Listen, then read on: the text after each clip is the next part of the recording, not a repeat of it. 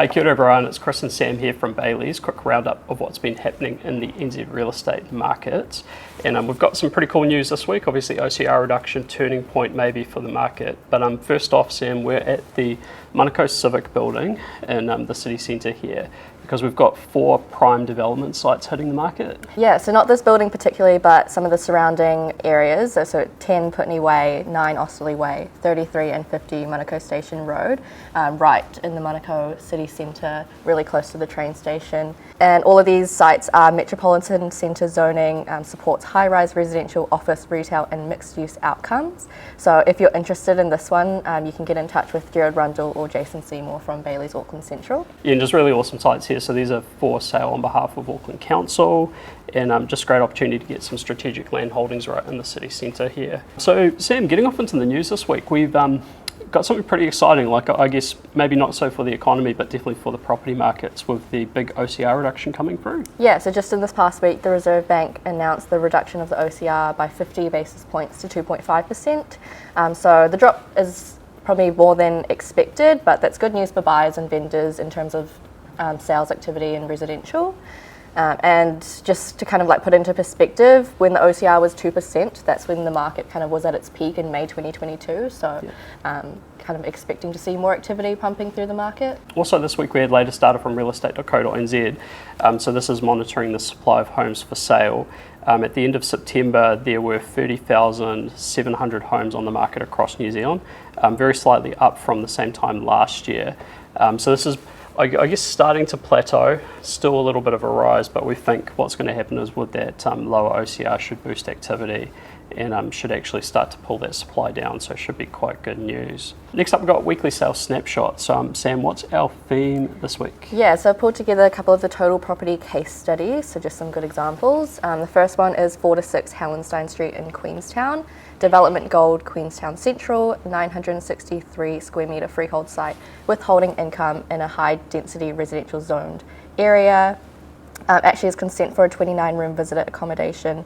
This one was marketed by William Gubb from Bayleys Frankton and Tommy Zhang from Bayleys Auckland Central, and it sold under the hammer auction for 3.91 mil or $4,060 per square metre on land area. And then for me, I've got 10 Fremlin Place in Avondale.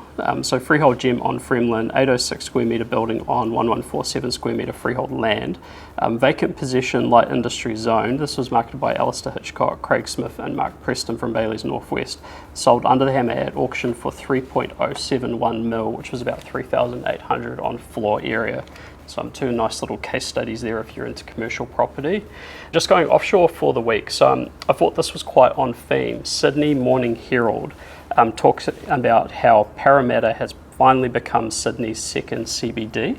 And the reason I thought this was quite interesting was that Manukau has always been sort of put up by planners as the second CBD for Auckland.